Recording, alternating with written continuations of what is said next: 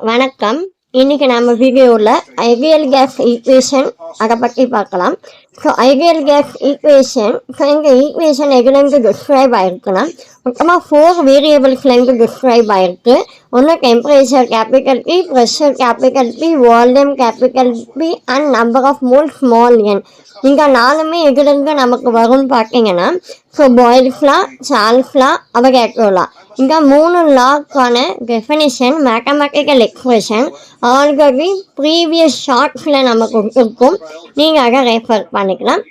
So இது 3மே என்னன்னு சொல்ல பார்க்கலாம். ஸோ பாயில்ஸ் லா பார்த்தீங்கன்னா volume which is inversely proportional to pressure.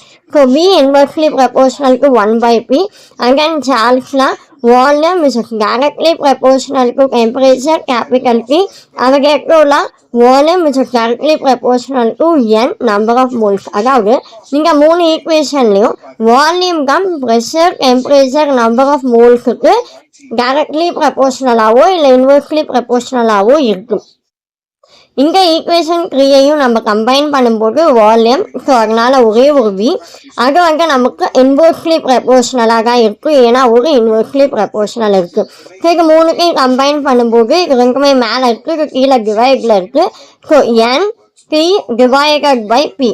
So which is volume V which is inversely proportional to number of moles temperature by P pressure.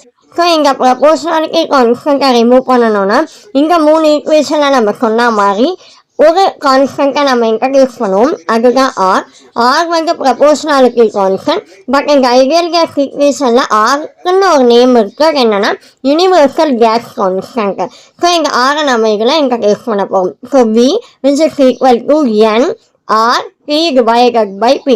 So இந்த ஈக்குவேஷனை நம்ம rearrange பண்ணும்போது இதுவும் நமக்கு கிராஸ் மல்டிபிள் ஆகும். So rearranging PV equal to nRT, pressure volume which is equal to number of mole gas constant and temperature. So as usual நம்ம எல்லாத்துலேயுமே பார்த்த மாதிரி கான்ஸ்டன்ட் டேர்ம் வேணும்னா அதுக்கு என்ன ஈக்குவேஷன் பார்த்தீங்கன்னா கேல்குலேஷன் ஆஃப் R அப்படிங்கிறது யூனிவர்சல் கேஸ் கான்ஸ்டன்ட். ஸோ இதை நான் அப்படியே வைக்கிறேன். இதை நம்ம வைக்கும்போது PV இங்கே எண்ணுக்கையும் ஆட்டோமேட்டிக்கலாக கீழே டினாமினேட்டரில் வந்துடும்.